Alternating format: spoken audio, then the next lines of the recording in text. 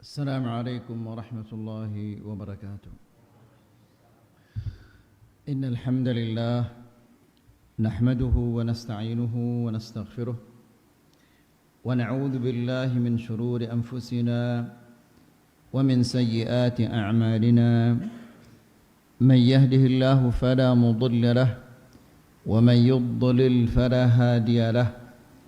أشهد أن لا إله إلا الله وحده لا شريك له وأشهد أن محمدا عبده ورسوله. يا أيها الذين آمنوا اتقوا الله حق تقاته ولا تموتن إلا وأنتم مسلمون. يا أيها الناس اتقوا ربكم الذي خلقكم من نفس واحدة وخلق منها زوجها وبث منهما رجالا كثيرا ونساء.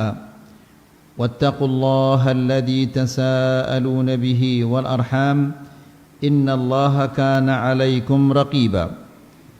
يا أيها الذين آمنوا اتقوا الله وقولوا قولا سديدا يصلح لكم أعمالكم ويغفر لكم ذنوبكم ومن يطع الله ورسوله فقد فاز فوزا عظيما. أما بعد فإن أحسن الكلام كلام الله وخير الهدى هدى محمد صلى الله عليه وسلم وشر الأمور محدثاتها فإن كل محدثة بدعة وكل بدعة ضلالة وكل ضلالة في النار. Ikhwani wa akhwati fid din, a'azzakumullah. Bapak-bapak dan ibu-ibu yang dimuliakan Allah. Alhamdulillah, pada malam ini kita dipertemukan oleh Allah Subhanahu wa taala dalam majlisul ilm untuk mendengarkan ayat-ayat Allah dan mendengarkan hadis-hadis Rasulullah sallallahu alaihi wasallam. Ikhwani fid din, a'azzakumullah. Hari ini adalah tanggal 13 dari bulan Sya'ban. Tidak lama lagi kita akan memasuki bulan yang sangat mulia, yaitu bulan Ramadan. Bulan Sya'ban ini adalah ibarat pemanasan menjelang datangnya bulan Ramadan. Usamah bin Zaid, seorang sahabat, bertanya kepada Rasulullah sallallahu alaihi wasallam. Dia mengatakan, "Lam araka tasumu min asy-syahri ma tasumu fi Sya'ban."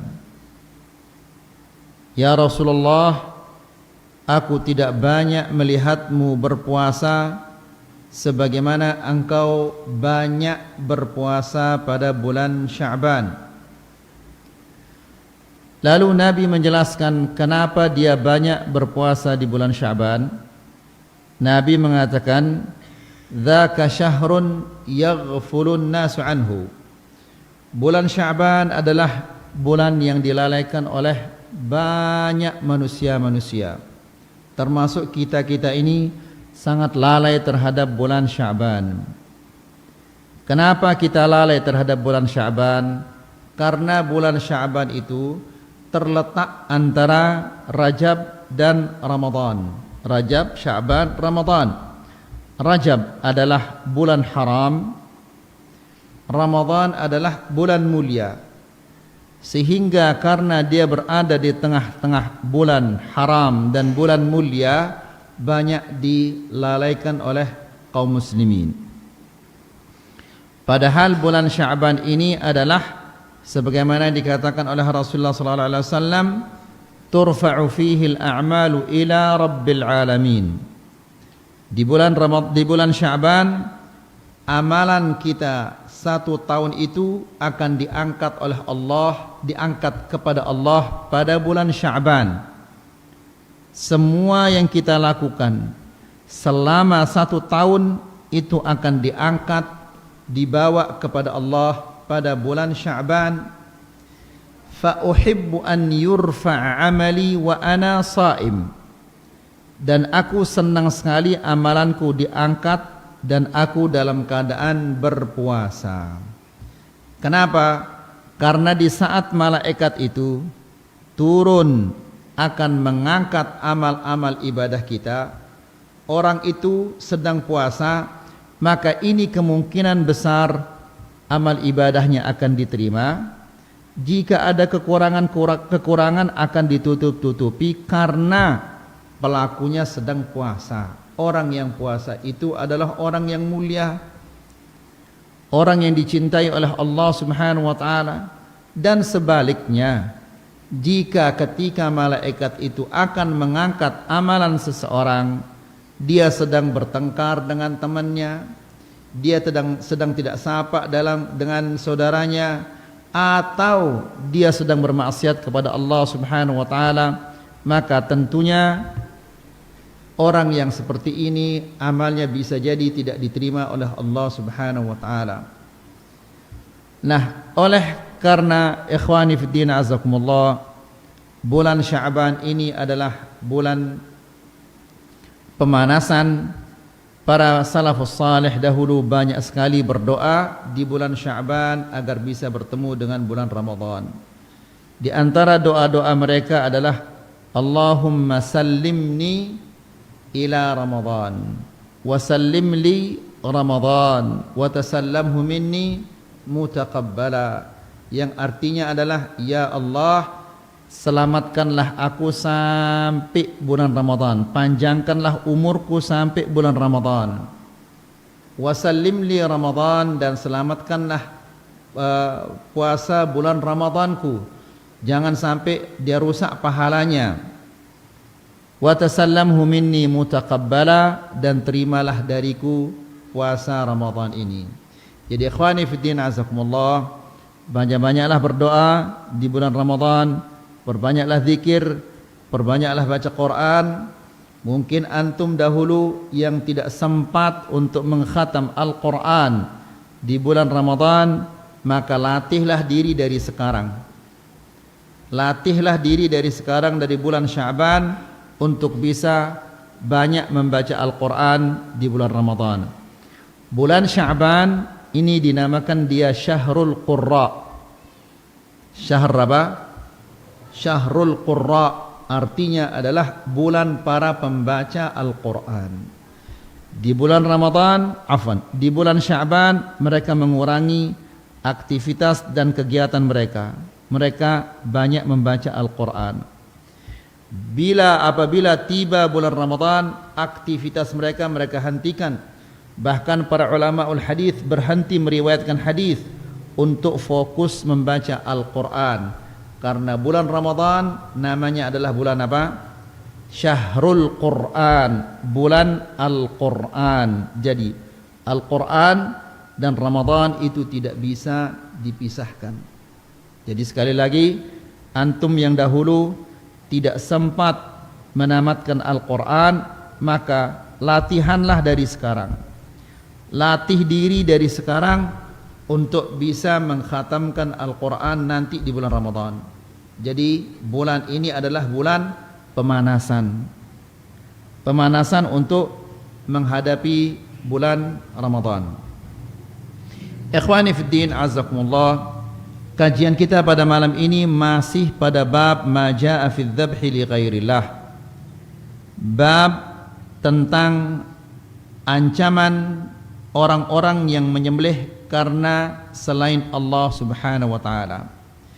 Kita sudah sampai kepada dalil yang kedua, yaitu di mana Rasulullah sallallahu alaihi wasallam menjelaskan bahwa ada orang-orang yang melakukan perbuatan-perbuatan yang sangat keji, yang sangat besar dosanya di sisi Allah Subhanahu wa taala. Saking besar dosa perbuatan mereka ini, sampai-sampai mereka berhak, sampai-sampai mereka dilaknat oleh Rasulullah sallallahu alaihi wasallam. Yang pertama yang sudah kita sebutkan kemarin adalah Nabi mengatakan la'anallahu man dzabaha li ghairillah, dilaknat oleh Allah Subhanahu wa taala orang-orang yang menyembelih karena selain Allah. Kemudian yang kedua adalah la'anallahu man la'ana walidayhi, dilaknat oleh Allah orang-orang yang melaknat kedua orang tuanya. Ya, jadi bisa jadi dia langsung memaki, mencaci maki kedua orang tuanya, atau dia adalah menyebabkan orang tuanya dimaki, dicaci maki oleh orang lain. Apa contohnya? Mungkin dia bertengkar dengan orang, lalu dia memaki orang tua lawannya itu memaki kedua orang tuanya. Maka dalam keadaan seperti ini, dalam kondisi seperti ini, dia dinyatakan oleh Rasulullah SAW memaki kedua orang tuanya. Antum ingat ini kira-kira? Ingat insyaallah? Ingat ya?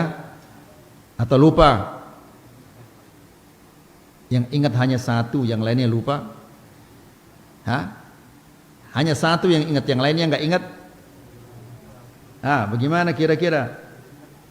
Ingat apa enggak? Ingat ya? Iya atau tidak?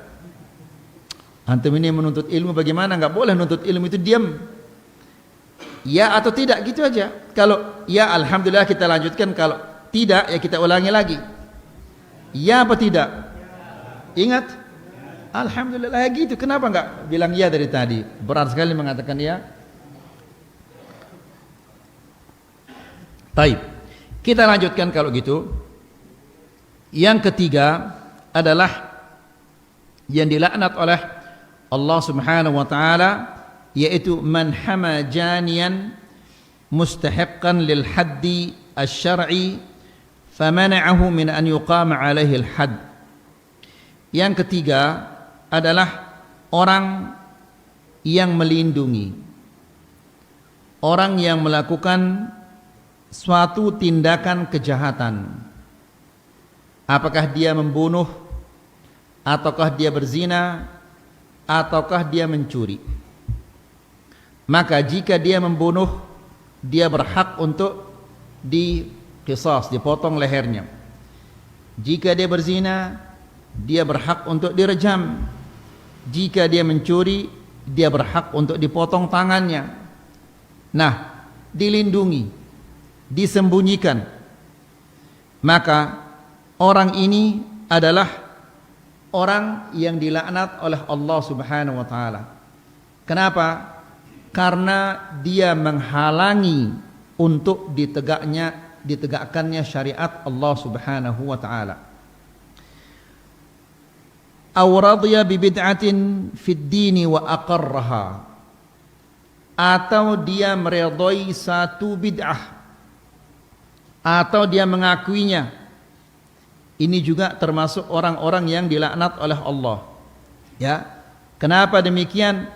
Karena bid'ah itu adalah merusak agama. Apabila kita meridhai satu bid'ah, kita mendukung satu bid'ah, berarti kita ridha dan kita dukung orang-orang yang merusak agama Allah Subhanahu wa taala. Orang yang merusak rumah kita saja kita tidak suka, kita marah kepada orang yang merusak rumah kita. Kaca kita dirusak, atau jendela kita dirusak, atau genteng kita dirusak, kita marah. Bahkan kita mungkin akan melaporkannya kepada polisi, atau mungkin kita akan bertengkar dengannya. Lalu bagaimana kalau orang itu sampai merusak agama Allah? Kalau agama Allah itu sudah dirusak, maka akibatnya apa? Yang halal akan menjadi haram, yang haram akan menjadi halal. Karena agama sudah rusak. Kalau sudah sampai sebatas itu kerusakannya, yang halal menjadi haram, yang haram menjadi halal, subhanallah, bagaimana jadinya kita ini? Keamanan tidak ada, ketentraman tidak ada, dan yang lain-lainnya. Oleh karena itu ayolah ikhwah, setiap muslim harus dia meyakini dari dalam hatinya bahwa menegakkan hukum Allah itu adalah suatu kewajiban. Sebagaimana yang kita katakan di kajian yang sebelumnya, Allah Subhanahu wa taala yang menciptakan manusia ini. Dan Allah yang menciptakan segala sesuatu demi kehidupan manusia ini. Ya, diciptakan untuknya makanan, minuman, tempat tinggal, pakaian, dan yang lain-lainnya, supaya dia bisa tetap hidup. Tidak cukup sampai di sana, Allah Subhanahu wa taala juga menurunkan kepadanya aturan. Dibuatkan untuk mereka aturan oleh Allah. Aturan itu yang ada di dalam apa? Di mana tempatnya aturan itu? Ada di dalam Al-Quran atau ada di dalam syariatnya. Maka dialah yang paling tahu aturan dan hukum yang cocok untuk manusia itu. Karena dia menciptakan manusia itu, dia paling tahu tentang manusia dan yang paling tahu tentang apa yang cocok bagi manusia itu. Apabila kita merubah hukum Allah ini, pasti akan menimbulkan kerusakan-kerusakan di muka bumi ini. Ikhwani fiddin, a'azzakumullah. Kenapa kita butuh kepada syariat Allah? Kenapa kita membutuhkan hukum-hukum Allah ini? Yang pertama, karena syariat Allah ini dzatu masdarin ilahi. Sumbernya adalah dari Allah. Ya, orang yang membunuh diqisas, dipotong lehernya. Orang yang berzina direjam. Orang yang mencuri dipotong tangannya, dan hukum-hukum yang lainnya. Semua itu dari Allah. Yang dari Allah tidak mungkin dia salah. Ya, tidak mungkin dia salah. Bagaimana dia salah sementara sumbernya adalah dari Allah? Ya, banyak orang mengatakan ini terlalu kejam. Ya, memotong leher orang yang sudah membunuh, merejam wanita yang sudah berzina, memotong tangan orang yang mencuri. Ini kata mereka sangat kejam. Mana kira-kira yang lebih besar kasih sayangnya? Allah yang menciptakan manusia itu atau manusia itu sendiri? Allah Subhanahu wa taala. Ya, Rasulullah sallallahu alaihi wasallam suatu hari dalam satu peperangan. Setelah peperangan ini selesai, ada seorang wanita, dia temukan bayi di tengah medan pertempuran itu, lalu diambil oleh ibu ini, kemudian disusui. Lalu Rasulullah sallallahu alaihi wasallam bertanya, apakah mungkin ibu ini akan membuang anaknya ke dalam api? Mereka mengatakan tidak ya Rasulullah. Maka ketahuilah bahwa Allah Subhanahu wa taala lebih sayang kepada bayi itu daripada ibu itu sendiri. Maka tidak mungkin akan ada makhluk, ada manusia yang lebih sayang kepada manusia dari Allah Subhanahu wa taala. Jadi hukum yang disyariatkan oleh Allah ini adalah bentuk kasih sayang Allah Subhanahu wa taala kepada manusia. Kalau tidak ada hukum yang seperti ini, lihat bagaimana kejahatan-kejahatan ini. Orang yang membunuh masuk berapa tahun, keluar lagi membunuh lagi. Kalau ada uangnya maka hukumannya dikurangi. Ada bapaknya atau pamannya atau saudaranya jadi pejabat, kurang lagi. Orang yang mencuri siang malam tidak ada yang dipotong tangannya, tidak ada pencuri yang jerih. Tidak ada pencuri yang kapok. Bahkan di siang bolong mereka berani mencuri. Bukan hanya mencuri namun juga merampok. Ya, zina merajalela, bahkan dibukakan tempat-tempat untuk berzina. Sehingga banyak anak-anak atau banyak orang yang tidak tahu mana bapaknya, siapa ibunya. Rusak keturunan itu jadinya. Jadi Allah Subhanahu wa taala mensyariatkan kepada kita hukum-hukum ini adalah karena Allah Subhanahu wa taala sayang kepada kita. Kemudian yang kedua, syariat Allah ini adalah dia ammah wa khalidah. Dia umum. Siapa yang salah harus ditegakkan kepadanya hukum itu. Dia tidak mengenal ini anaknya raja, ini anaknya siapapun juga. Mungkin ikhwani fiddin azakumullah, antum sudah dengar beberapa tahun yang lalu adalah anaknya, keponakannya Raja Salman yang dihukum qisas. Ya, karena dia bertengkar kemudian dor ditembak, masing-masing bawa senjata, kemudian dia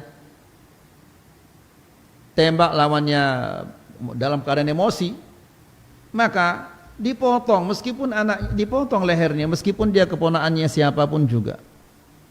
Ya, Nabi SAW mengatakan, "Lau anna Fatimata binta Muhammadin saraqat," seandainya Fatimah putri Muhammad mencuri, laqata'tu yadaha, niscaya aku akan potong tangannya.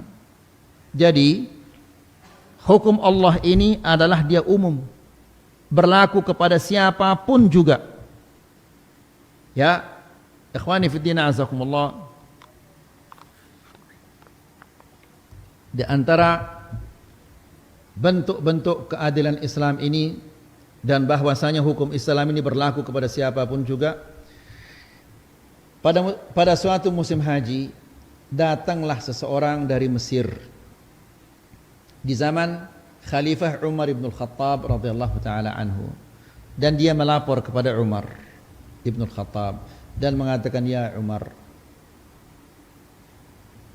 saya balapan kuda dengan anaknya gubernur Mesir yang engkau angkat.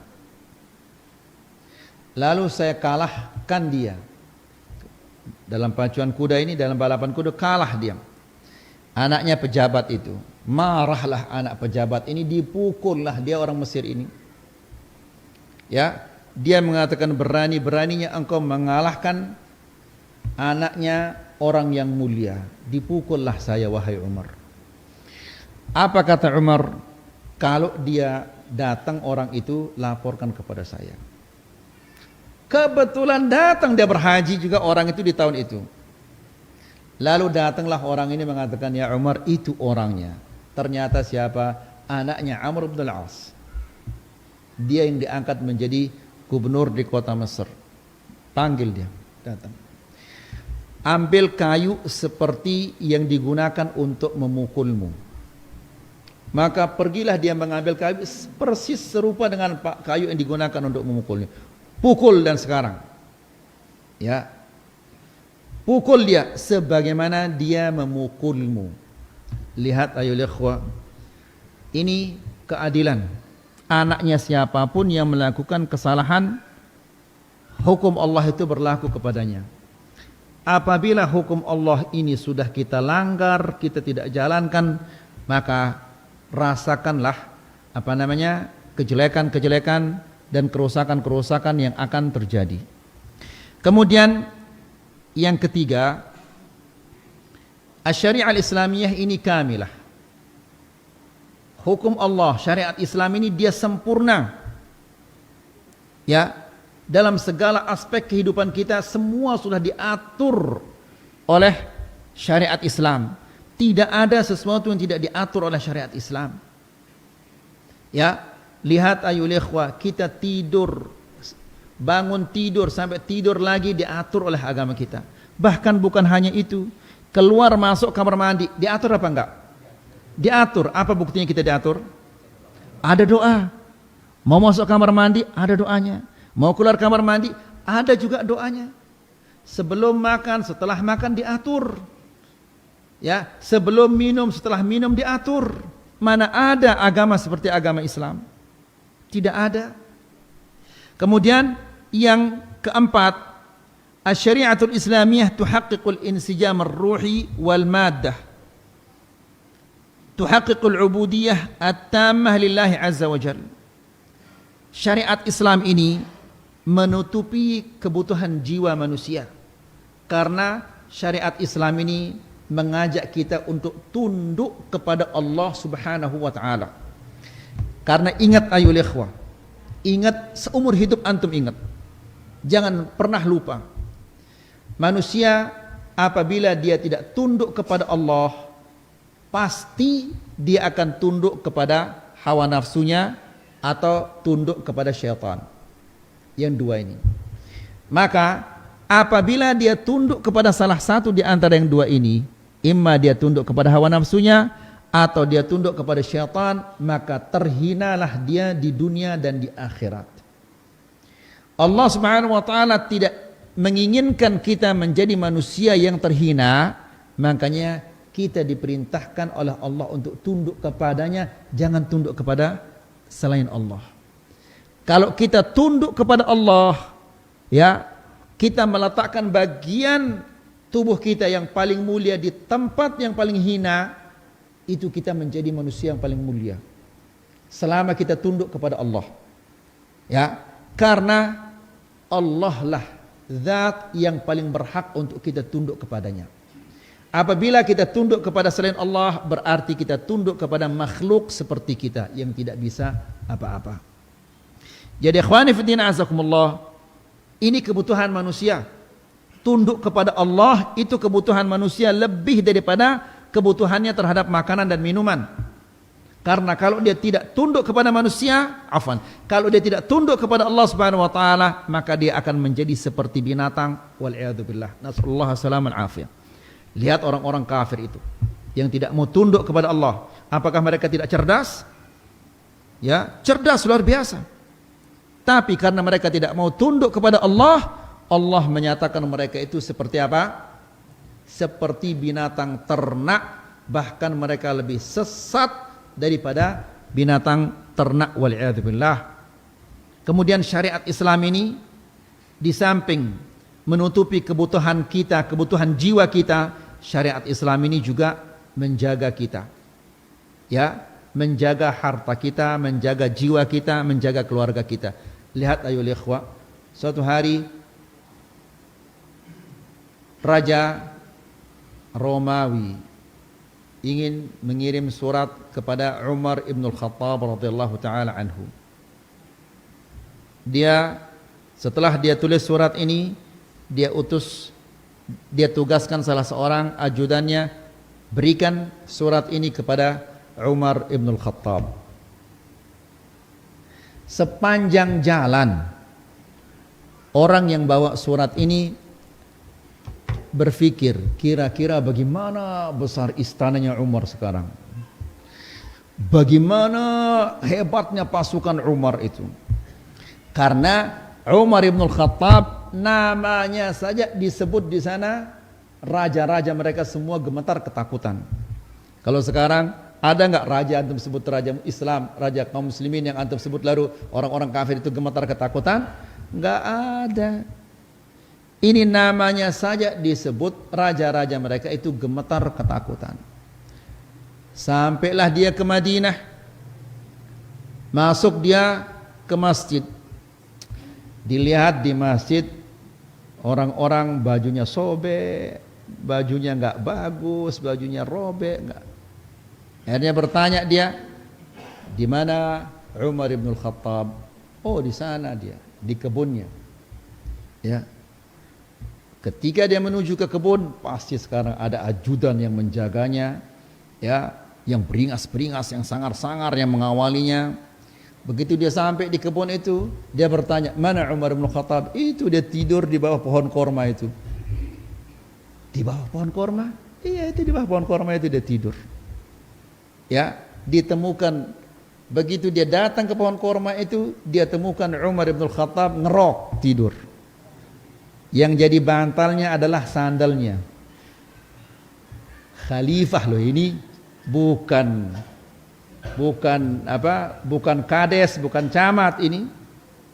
Khalifah lebih besar dari raja, kekuasaan mungkin 12 kali Indonesia ini kekuasaannya.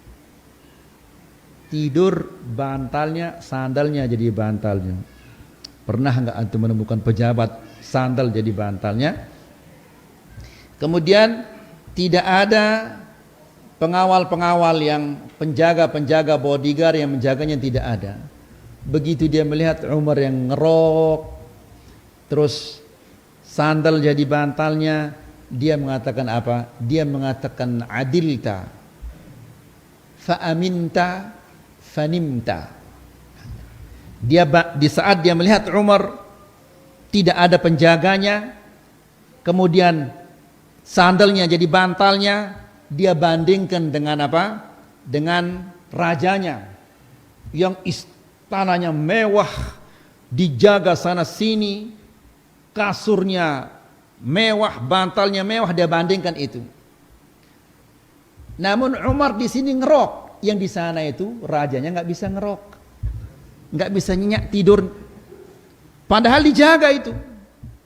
Kenapa? Dia mengatakan adilta, engkau telah berlaku adil, sehingga karena engkau berlaku adil tidak ada rakyat yang ingin membunuhmu, sehingga engkau aman, makanya engkau bisa tidur. Raja kami dia zalim, dia tidak berlaku adil, meskipun dijaga oleh ajudan-ajudan yang hebat-hebat. Karena dia zalim, dia merasa tidak aman. Karena dia merasa tidak aman, maka dia tidak bisa tidur. Dia mengatakan adilta, engkau berlaku adil sehingga engkau aman. Karena engkau merasa aman, fanimta, engkau nyenyak tidur. Raja kami dia zalim, ya, sehingga dia tidak bisa nyenyak tidur. Jadi ikhwani fiddin azzakumullah, syariat Islam ini menjaga kebutuhan jiwa manusia, menutupi kebutuhan jiwa manusia. Apa kebutuhan manusia ini? Yaitu senantiasa tunduk kepada Allah Subhanahu wa taala. Dan syariat Islam ini menjaga hak-hak manusia. Tidak ada orang yang boleh mengambil hak orang lain. Siapapun orangnya harus diperlakukan kepadanya hukum-hukum Islam. Kemudian ikhwani fiddin azakumullah, apabila kita tidak menegakkan syariat Islam ini, apa kira-kira yang akan terjadi? Kita lihat sekarang ini di mana-mana negara yang tidak menegakkan syariat Islam. Apa yang terjadi? Kathratul jaraim wal mukhalafat. Banyaknya kejahatan-kejahatan dan pelanggaran-pelanggaran. Dari A sampai Z. Ya, terjadi pelanggaran-pelanggaran. Dan pelanggaran-pelanggaran ini terus-menerus berkembang. Subhanallah. Ya. Kemudian apa lagi? Faqdul amni wal istiqrar fil mujtama'. Hilangnya rasa aman dan ketentraman di tengah-tengah masyarakat. Ya, orang enggak berani, kalau enggak apa kunci pintu, gemboknya ini dan lihat tadi Umar bin Khattab radhiyallahu taala anhu, dia tidur tanpa ada apa? Tanpa ada ajudan yang menjaganya, tanpa ada bodyguard, tanpa ada, bahkan di kebun siapa-siapa masuk bisa aja dibunuh Umar. Ya, namun qaddarallah Umar bin Khattab dia mati apa? Terbunuh. Ya, siapa yang membunuhnya? Orang yang berpura-pura dia masuk Islam, yaitu orang-orang Majusi.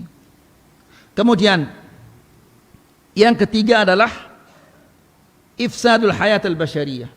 Kehidupan apabila tidak diterapkan syariat Islam, kehidupan manusia ini akan rusak. Ya, nasallallahu salaman afiyah. Zina akan merajalela, korupsi akan merajalela, semua akan merajalela.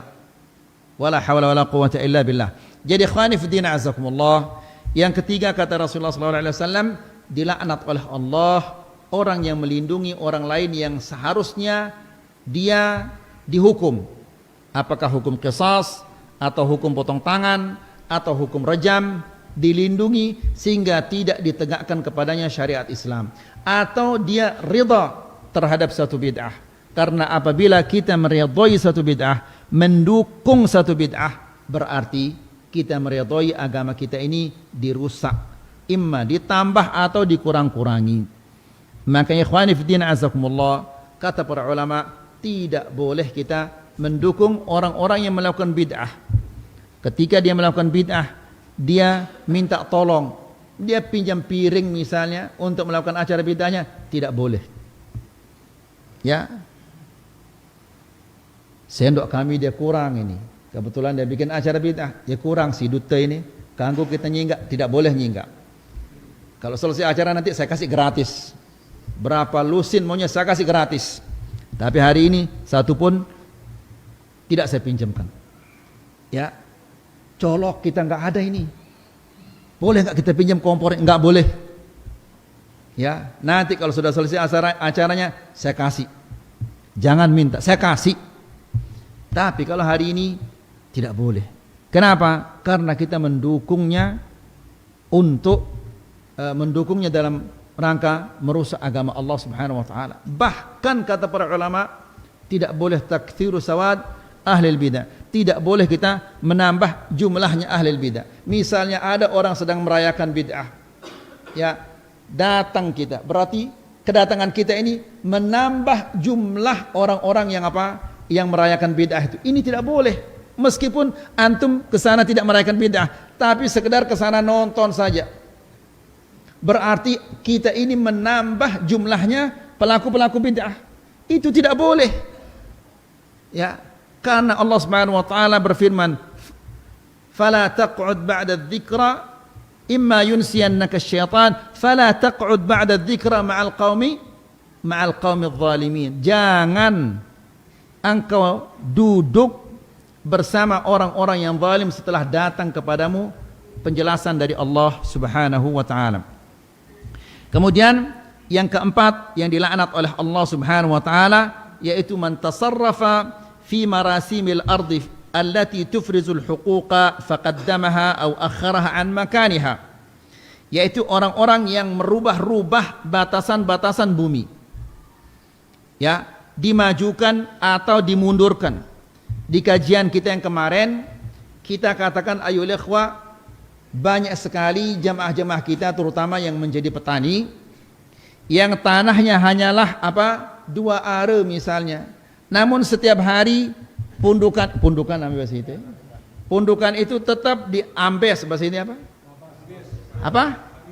Pambis, kambis, babas, tabas, lain-lain namanya. Ini kambis, ini tabas. Ikhtilaf ulama ini. Tiap hari ditabas, kiri kanannya terus ditabas kiri kanannya, sehingga tanahnya yang tadinya 2 are menjadi 2 are setengah misalnya. Itu ditanami nanti, ditanami komak, ditanami apa? Dia nanam di tanah orang. Kira-kira ini halal apa haram, coba kah? La haula wala quwata illa billah. Nanti hasil komak yang ditanam di tanahnya orang itu dibawa pulang, dikasih anak istrinya. Ngumbe ke beli dosa anda ini. Ya. Nas'alullah salam al-afiyah. Tobatlah kepada Allah sebelum malaikat yang akan mengangkat amal ibadah kita ini datang. Datang dia nanti malaikat itu, sementara kita belum tobat dari pekerjaan ini, mengumbe ke rugi entah. Berarti dia datang seharusnya ketika dia datang kita dalam kondisi yang bagus. Coba tamu saja kalau dia datang, rumah kita rapikan, kita semprot, kita bersihkan. Padahal itu dia adalah manusia biasa dan dia akan merepotkan kita. Kita bikinkan dia kopi, kita bikinkan dia teh, kita bikinkan dia nasi goreng, pisang goreng dan yang lainnya. Dia merepotkan kita. Tapi malaikat ini dia akan mengangkat amal ibadah kita kepada Allah Subhanahu wa taala. Maka harus ketika kita amal ibadah kita itu diangkat, kita dalam kondisi yang bagus. Ya, kosong dari dosa-dosa. Makanya Nabi sallallahu alaihi wasallam dia senang sekali ketika amal ibadahnya itu terangkat, dia dalam keadaan apa? Dalam keadaan berpuasa. Ya. Kemudian fayanshau an dzalika iqtita'u syai'in min ardi ghairihi zulman. Maka dengan demikian dia telah mengambil haknya orang atau tanahnya orang dengan cara yang zalim. Nas'alullah as-salam al-afiyah.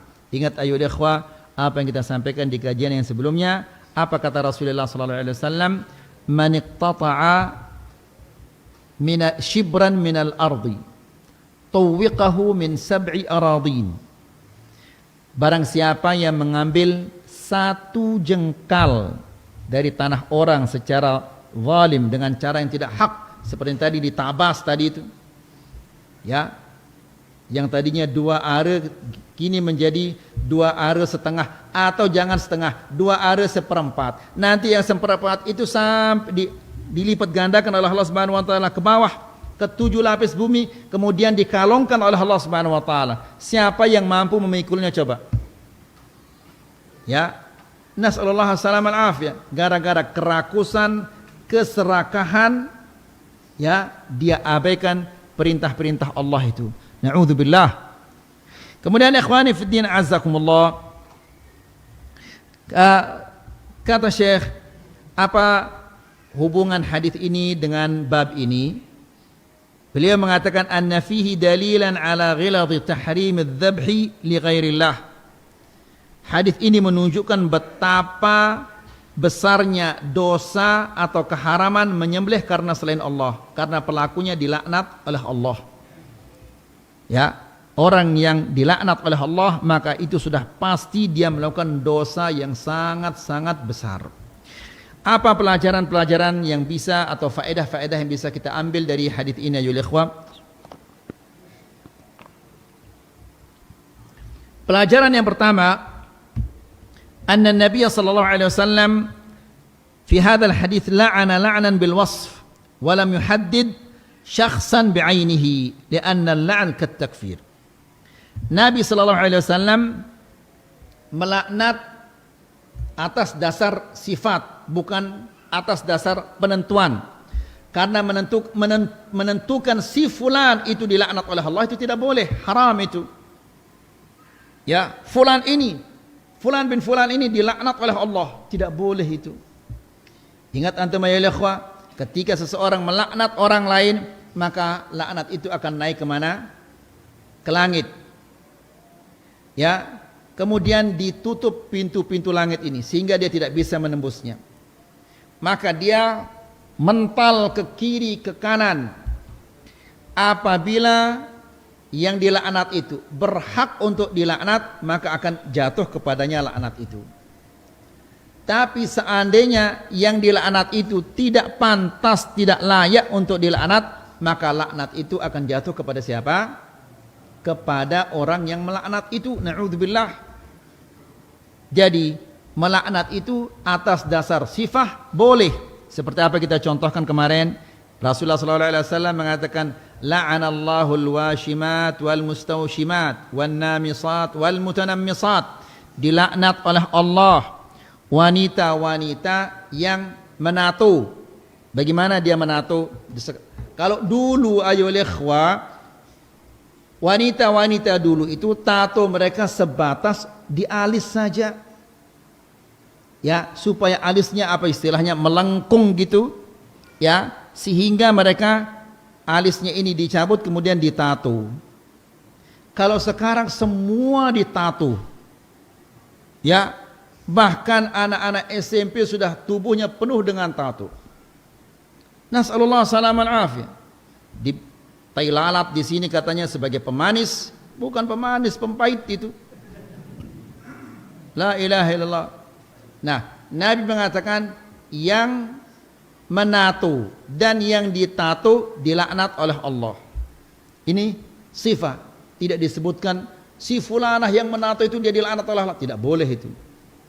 Ya, kalau kita ditanya hukumnya, kita sebutkan apa? Orang-orang yang punya sifat seperti ini dilaknat oleh Allah. Tapi si fulan itu tidak boleh kita tentukan bahwa dia telah dilaknat oleh Allah. Ya, kemudian kata Nabi, wan namisat wal mutanammisat, dan wanita-wanita yang mencabut bulu wajahnya dan yang mencabutkan, termasuk mencabut bulu alis, dilaknat oleh Allah. Yang mencabut dan yang dicabutkan dua-duanya dilaknat. Tidak boleh nanti ketika kita melihat si fulanah dia mencabut bulu alisnya, lalu kita mengatakan fulanah ini dilaknat oleh Allah. Tidak boleh itu. Ya, kita sebutkan siapa-siapa yang punya sifat seperti ini, maka dia dilaknat oleh Allah. Namun si fulanah itu belum tentu dia dilaknat, bisa jadi dia taubat setelah itu. Jelasin ayo ikhwah. Karena melaknat itu sama mengkafirkan, sama seperti mengkafirkan orang. Tidak boleh kita mengkafirkan seseorang. yang berhak untuk mengkafirkan manusia itu adalah Allah dan Rasulnya, bukan kita. Kemudian yang kedua, pelajaran yang kedua, anna dzabha li ghairillah muharramun syadidut tahrim wa syirkun fi muqaddimatil kabair. Menyembelih karena selain Allah, ini adalah perbuatan yang haram, yang syadidut tahrim, yang sangat-sangat diharamkan. Ya, wa syirkun, dan perbuatan ini merupakan syirik fi muqaddimatil kabair. Ya, dia merupakan dosa yang terdepan dari 4 dosa yang kita telah sebut tadi. Syirik yang dikedepankan oleh Rasulullah SAW, karena syirik ini adalah dosa yang sangat-sangat besar, tidak dimaafkan oleh Allah Subhanahu wa taala kalau dia tidak tobat dari kesyirikan ini, wal billah, dan amal ibadahnya semua ditolak oleh Allah. Kemudian pelajaran yang ketiga, anna dzabha ibadatun yajibu sarfuha lillahi wahdahu. Menyembelih ini adalah ibadah. Ibadah itu harus diperuntukkan kepada Allah Subhanahu wa taala. Tidak boleh kita beribadah kepada selain Allah. Apakah itu ibadah ucapan, ibadah perbuatan badan, atau perbuatan hati, atau bersedekah, atau apa saja. Sedikit pun dari ibadah kita itu tidak boleh karena selain Allah. Karena Allah Subhanahu wa taala tidak membutuhkan ibadah yang dikerjakan karena selain Allah. Allah menerima amal ibadah yang murni kita kerjakan karena Allah. Kalau ada sedikit pun karena selain Allah, maka Allah Subhanahu wa taala tidak akan menerimanya. Ya. Ikhwani fiddin azakumullah, ini sering disampaikan, namun prakteknya adalah sangat-sangat berat. Ikhlas itu adalah sangat-sangat berat. Sufyan ats-Tsauri ya pernah mengatakan, ma'alajtu syai'an ashadda alayya min niyyati. Tidak ada sesuatu yang paling sulit aku perbaiki daripada niatku ini. Kenapa? Karena niat itu di dalam hati tempatnya. Dan hati ini senantiasa dia berubah-berubah. Ya, mungkin kita dari rumah sudah ikhlas karena Allah, namun begitu bertemu dengan teman-teman berubah niatnya ini. Nas'alullah salaman afi. Kemudian faedah yang keempat, tahrimu la'nil walidain wa sabbihima mubasharatan aw tasabbuba.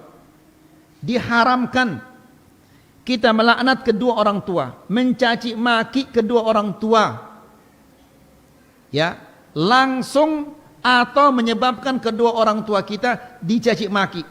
Dua-duanya adalah haram. Dan ikhwani fillah azakumullah, di kajian yang sebelumnya kita mengatakan berbakti kepada kedua orang tua ini adalah wajib.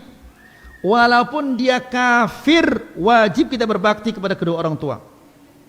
Tidak boleh kita durhaka kepada kedua orang tua. Kecuali kedua orang tua itu memerintahkan kita untuk mengerjakan apa? Maksiat, maka di sini tidak boleh kita taat. Bukan hanya kepada kedua orang tua, kepada siapapun juga yang mengajak kita untuk bermaksiat kepada Allah, maka tidak boleh kita taat kepadanya.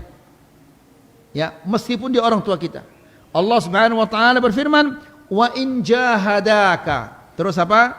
"Litusyrika bi ma laysa laka bihi ilm." Kemudian apa? Fala tuti'huma. Tidak sampai di sana. Wa sahibhuma fid dunya ma'rufa. Jika engkau dipaksa untuk menyekutukan aku dengan sesuatu yang engkau tidak memiliki ilmu tentangnya, fala tuti'huma. Jangan taat kepada kedua-duanya, tapi tetap kita berbuat baik kepada kedua-duanya. Wa sahibhuma fid dunya ma'rufa. Dan berbuat baiklah kepada kedua-duanya di dunia ini, meskipun mereka kafir. Ya, habis waktu kita ini. Habis waktu kita, semoga ini bermanfaat. Semoga bisa menambah keimanan kita dan ketakwaan kita kepada Allah Subhanahu wa taala. Wa sallallahu ala nabiyina Muhammad.